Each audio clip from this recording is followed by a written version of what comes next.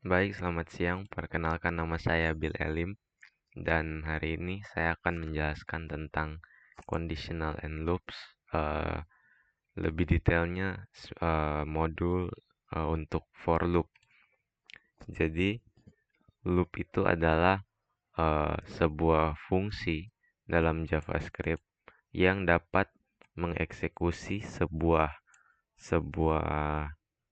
deretan kode beberapa kali. Jadi misalkan kalau kalau kita punya sebuah misal kita mau memprint beberapa beberapa angka begitu, tapi kita tidak mau misalnya seperti atau misalnya nama saya Bill. Nah, dan misal kita mau memprint ini sekitar 10 kali, tidak mungkin kita bakal uh, jelas tidak efisien kalau kita cuma copy paste seperti ini. Jadi kita dapat mempersingkat dengan menggunakan looping. Dan cara untuk melakukan looping akan saya jelaskan sebentar lagi. Jadi dalam JavaScript terdapat 3 jenis loop, yaitu for, while, dan do while. Nah, semua tiga-tiga ini dapat kita gunakan kalau misal dalam kasus kita tadi kita cuma mau print nama kita, itu kita bisa pakai tiga-tiganya, tapi saya akan memilih untuk menjelaskan cara memprint nama kita menggunakan for loop atau dengan contoh-contoh lainnya.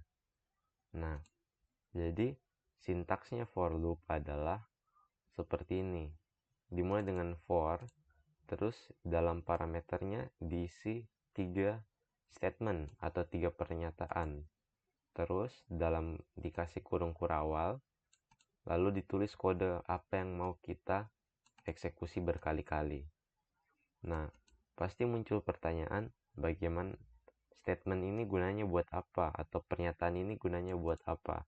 Nah, pernyataan ini gunanya adalah untuk memberitahu ke JavaScript berapa kali kode ini mau dieksekusi.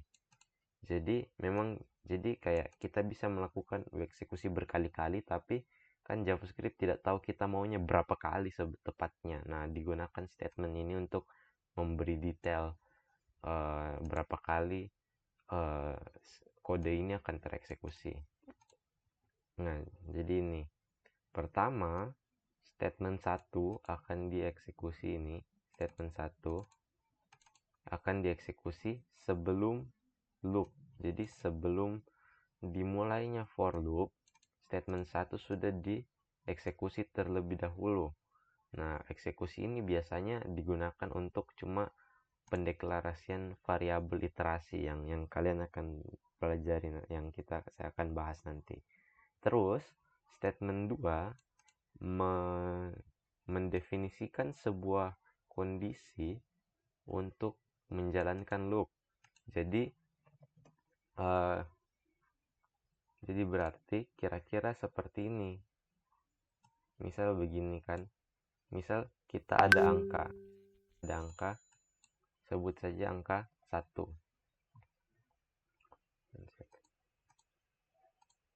Angka 1. Maka kalau misalnya kita ingin menjalankan sebuah kode, misal kita bikin kodenya ini seperti kayak print nama saya. Kan kira-kira seperti itu. Nah, bagaimana caranya kita memberikan kondisi di mana selama sebuah kondisi masih benar, nama saya akan terprint. Jadi misal seperti ini, 1 lebih kecil dari 5. Nah, 1 kan memang lebih kecil dari 5. Maka print nama saya ini akan tereksekusi. Nah, jadi bagaimana kalau ini kita ganti? Misal bukan 1 lagi, tapi 6. Nah, ketika angka 1 ini misal kita tambah atau kita manipulasi sehingga menjadi 6, maka kan maka uh, maka pernyataan ini, kondisi ini sudah salah karena kan 6 lebih besar dari 5. Jadi 6 tidak lebih kecil dari 5. maka print nama saya tidak akan tereksekusi lagi karena apa namanya? Karena pernyataannya salah gitu. Jadi kira-kira fungsi statement 2 itu seperti itu. Dia membuat sebuah pernyataan, dan kalau pernyataannya salah maka loopnya berhenti. Jadi kita bisa apa namanya? Jadi kita bisa mengontrol berapa kali kodenya akan tereksekusi. Terus statement ketiga itu dieksekusi setiap waktu kita menyelesaikan satu loop. Jadi misal seperti ini.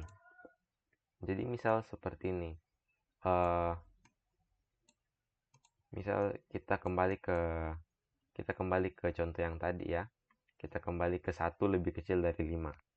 Maka ada print nama saya. Nah, ketika kita selesai mengprint nama saya, maka yang kita akan eksekusi selanjutnya adalah statement 3. Statement 3 dulu. Jadi, statement 3 ini kita bisa taruh apa saja. Sebentar saya jelaskan. Nah, dari statement 3, maka dia baru akan kembali ke statement 2. Lalu, dia akan mengevaluasi lagi kondisinya seperti yang kita pelajari tadi. Dia akan mengevaluasi kondisinya, terus dia akan memprint nama saya. Kira-kira begitu. Nah, jadi bagaimana caranya? Jadi, statement 3 ini digunakan buat apa? Statement 3 ini digunakan untuk memanipulasi angka 1 ini supaya suatu saat nanti akan menjadi 6, sehingga print nama saya akan berhenti gitu. Jadi tidak berjalan selamanya. Oke, kita lanjut. Nah, jadi ada pernyataannya, for loop terdiri dari berapa komponen. Nah, seperti yang kita tahu tadi, ada 3 komponen. Yang pertama adalah statement 1 yang dieksekusi sebelum, mending saya gambar juga ya. Nah, statement 1 yang dieksekusi sebelum loop bermulai, terus ke statement 2 dia akan mengevaluasi kondisi ini. Terus kalau kondisinya benar, dia akan memprint nama saya atau menjalankan kode apapun yang kita taruh. Lalu dia akan ke statement 3. Jadi cuma ada 3 statement, ada 3 komponen saja. 1, 2, dan 3. Jadi kita jawab 3 di sini dan benar. Nah, lalu kita bisa melanjutkannya. Nah, sekarang ini sudah ada kode try it yourself. Kita bisa langsung coba ini. Nah, kalau dilihat di sini, ini sudah dilengkapi ya. Ini kita lihat ini ada statement 1 di sini. Ini ada statement 2, ini ada statement 3. Nah, apa arti dari statement ini kita akan pelajari nanti. Kita coba run dulu. Nah, lihat. Dokumen write-nya, jadi dia cuma menulis 1 kali, tapi kenapa yang muncul di sini 5 itu adalah berkat looping ini. Jadi kita bisa melakukan hanya 1 instruksi yang diberikan, tapi ini dijalankan berkali-kali. Dalam kasus ini 5 kali. Nah, kalau dilihat dari sini, kita bisa bedah ya. Kita bedah satu-satu aja.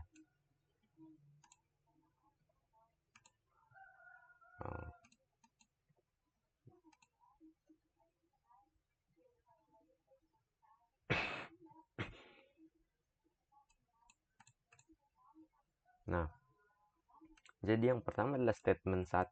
Statement 1 ini tulisannya seperti ini.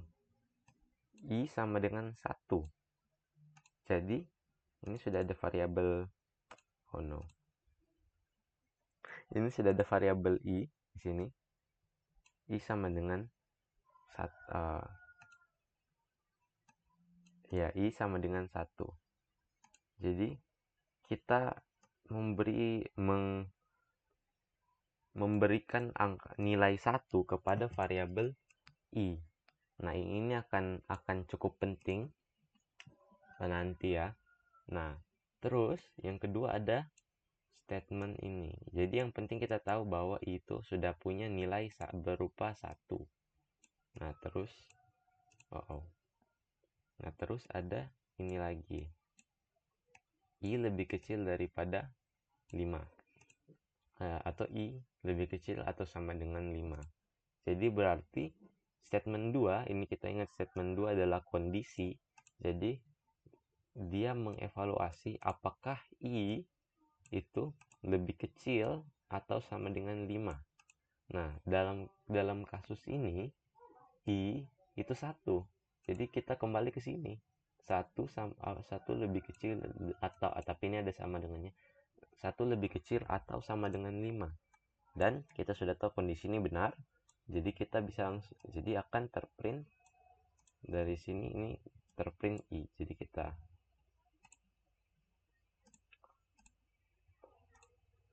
kita print, jadi kita akan memprint I. Nah, sekarang kita ingat lagi apa yang mau di print. I sekarang nilainya adalah 1. Jadi berarti yang akan muncul adalah, yang akan terprint sekarang adalah angka 1. Nah, kita kotakkan dulu ini supaya kita tahu ini hasilnya di sini. Nah, seperti ini hasilnya ya. Sekarang ini baru satu loop ya, satu loop dan sudah terprint 1 angka. Nah, terus kita akan lanjut ke statement 3. Nah, ini I++. Nah, mungkin nanti akan ada yang bikin materi juga soal ini ya, operator ini. Nah, I++ ini simpelnya adalah dia menambah 1 dari variabel yang ada di awal. Jadi, ini variabel yang ditaruh di awal ini adalah I. Jadi, berarti I-nya ini akan naik nilainya menjadi 2. Karena ini 1 ditambah 1 sama dengan 2. Nah, jadi setelah satu loop statement 1, 2, dan 3, kita memprint I yaitu 1, tapi sekarang I sudah naik nilainya menjadi 2. Jadi sekarang I adalah 2. Nah, sekarang kita ingat ini statement 1 sudah tidak dieksekusi lagi. Jadi ini sudah bisa kita pindahkan. Nah, lanjut di loop kedua. Loop kedua ini masih sama. Sekarang I lebih kecil atau sama dengan 5. I sekarang bernilai 2 kan, karena dari loop yang sini. Jadi 2 lebih kecil atau sama dengan 5. 2 lebih kecil sama dengan 5. Ups. 2 lebih kecil atau sama dengan 5.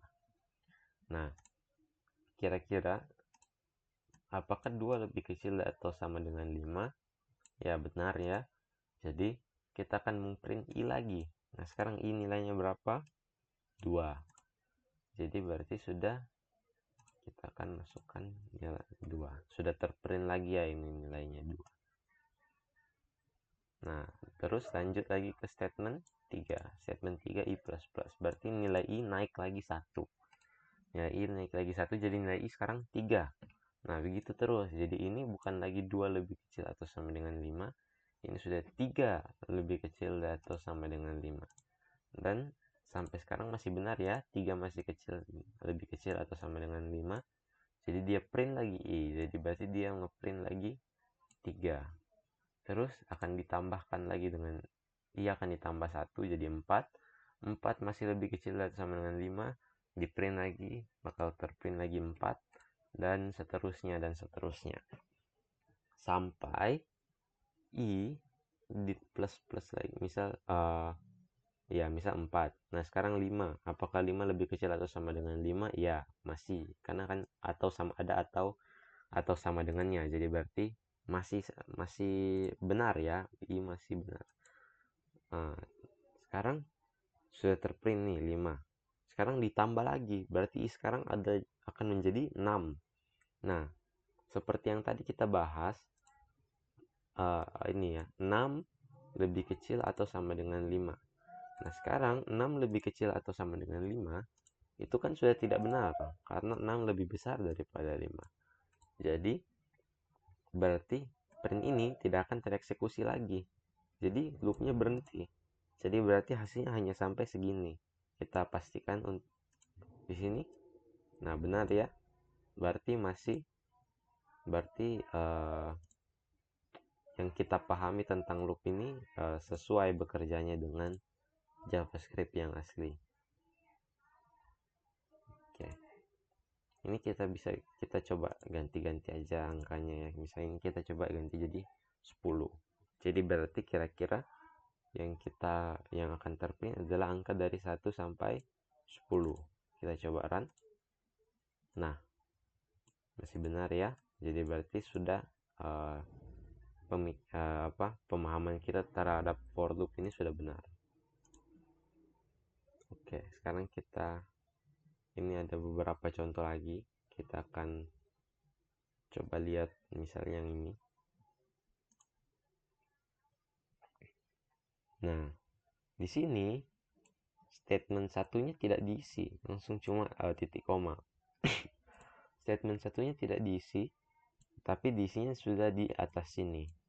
Jadi kita sudah ada i-nya, sudah ada di atas. Jadi tidak perlu lagi ada di tengah.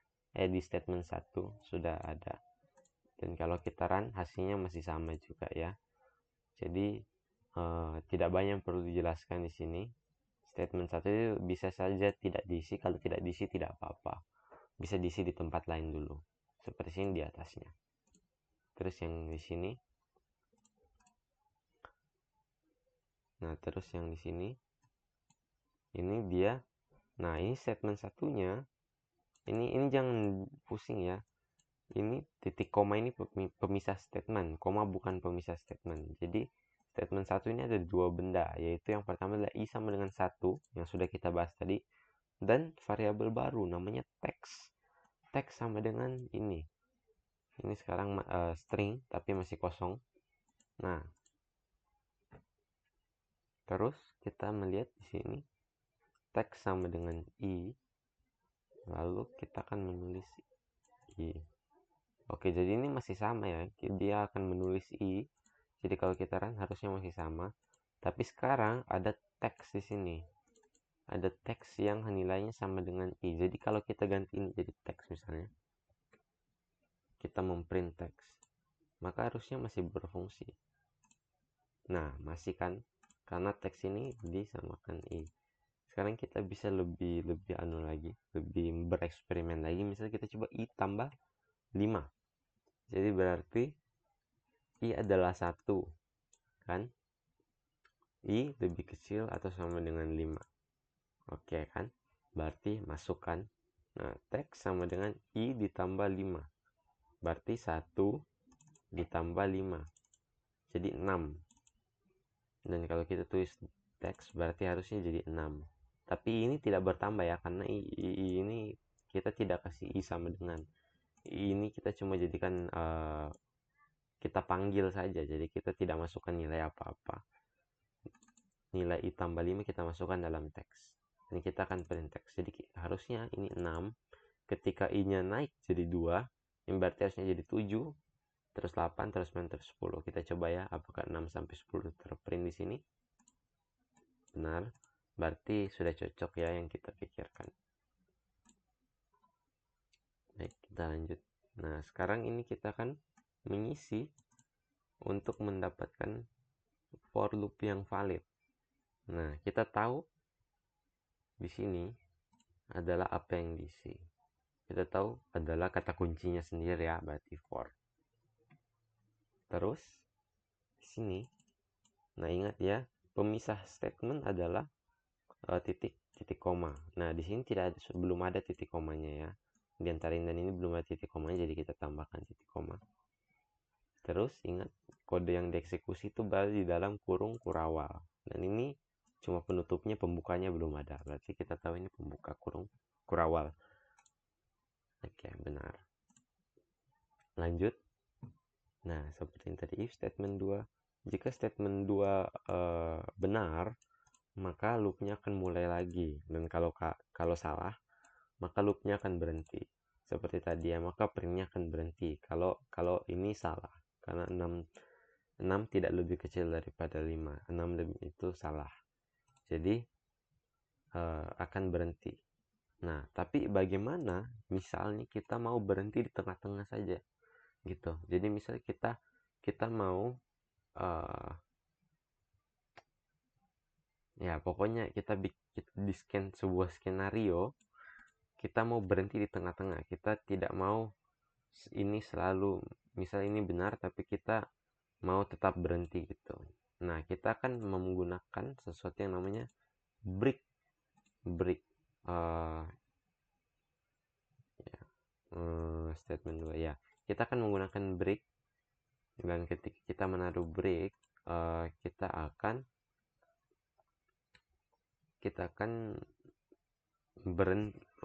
loopnya akan berhenti secara terpaksa begitu.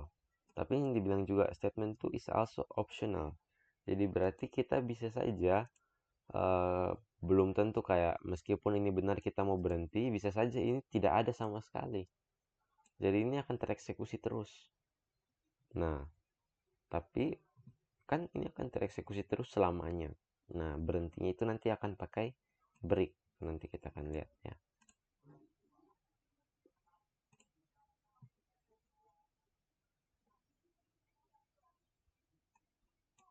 Nah, misal seperti ini. Ini statement 1 kosong. Oh, ini masih statement 3. Ini statement 3 juga kosong. Ya. Ini statement 1, ini statement 2 di tengah, statement 3 kosong. Kita run dulu, kita lihat apa yang akan terjadi. Oke, dia ngeprint 0 sampai 9. Ini mulai dari 0, dan ini mulai lebih kecil daripada 10, berarti 9. 10 sudah tidak masuk. Nah, sekarang harusnya ya, kalau di loop kan, berarti ini kalau yang tadi itu kan i plus plusnya di sini. Tapi sekarang sudah tidak di sini, adanya di bawah sini.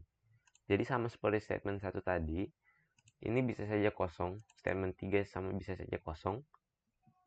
Cuma biasanya ditaruh di tempat lain begitu. Ya, biasanya ditaruh di tempat lain, seperti ini. Yang statement 1 ini ditaruh di atas, statement 3 ditaruh di dalam kodenya sendiri, blok kodenya sendiri. Kira-kira seperti itu. Kita lanjutkan. Nah, sekarang ini fill in the blanks to print even values dari 0 sampai 20. Jadi dari 0 sampai 20 kita harus print even, artinya genap. Kita harus print angka genap dari 0 sampai 20 using menggunakan for loop. Nah, jadi yang pertama kita tahu batasnya itu adalah 0 sampai 20. Jadi ini sudah ada 0. Nah, sekarang di mana 20-nya kita tulis adalah di statement 2. Kita pastikan X lebih kecil atau sama dengan 20. Jadi ini akan menggunakan jadi ini akan berhenti ketika angkanya lebih dari 20. Nah, terus statement 3. Nah, sekarang ingat kita cuma mau print bilangan genap ya. Jadi berarti kita akan mengskip angka seperti 1, 3, 5, 7 itu akan kita skip. Dan kalau kita perhatikan ya, ini saya clear dulu. Kalau kita perhatikan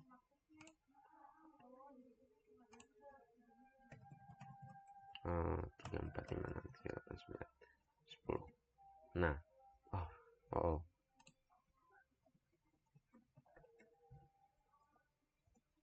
Nah, kalau kita perhatikan, maka yang bakal kita print adalah 0 ya, kita tambah 0 juga. Kita anggap 0 genap juga. Nah, maka yang kalau kita perhatikan, maka yang akan terprint adalah 0, 2, 4, 6, 8, 10. Kan? Jadi langkahnya ini 0, misal gini kan. 0 ke 2 itu ditambah 2, ya kan? Ini. Nah, 2 itu akan lanjut printnya di 4. 2 ke 4 itu ditambah 2. Itu kan?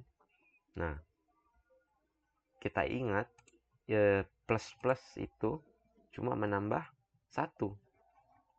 Jadi bagaimana kalau kita tambah 2 saja gitu di statement 3, daripada cuma di plus kan tambah 1, kita tambah 2 saja sehingga bilangan genap yang di print. Nah, itu bisa. Caranya seperti ini nih. Caranya X ditambah sama dengan nah, ini mungkin nanti akan ada yang bikin materi juga ya soal ini. Ini akan menambahkan X dengan bilangan yang apapun yang kita isi. Jadi di sini kita mau tambah 2, jadi kita isi 2. Benar. Dan selesai. Segitu aja. Ini sudah masuk while loop-nya. Nah, jadi kira-kira seperti itu untuk for loop ya. Tidak terlalu susah. Kita cuma paham bahwa ada 3 statement, dan 3 statement ini akan digunakan untuk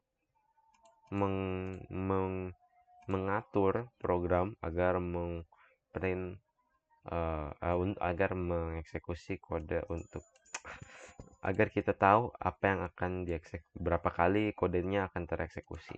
Nah, sekarang kita kembali saja ke yang kita inginkan di awal. Kita ingin memprint nama saya Bill sebanyak 10 kali, ya kan? Menggunakan ilmu yang kita baru tahu itu adalah for loop ya. Nah, ini seperti yang kalian ini sudah 1 kali terprint. Sekarang kita akan coba print 10 kali.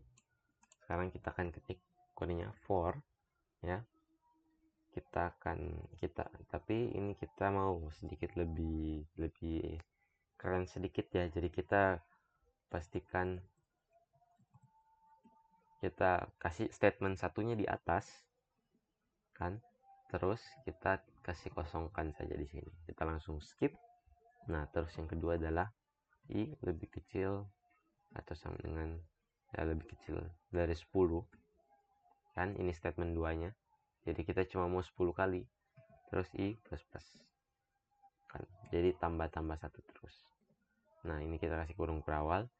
Lalu ini kita lebih keren lagi aja, kita kasih kosong lagi statement 3 nya. Lalu kita akan memprint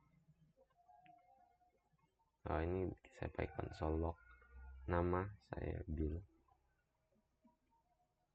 Oke. Lalu kita tulis statement 3 nya di bawah, jadi kita i plus plus. Oke. Nah, sekarang kita coba jalankan, dan harusnya ini akan memprint nama saya Bill sebanyak 10 kali. Kita lihat apakah berhasil. Nah, aduh. Ups.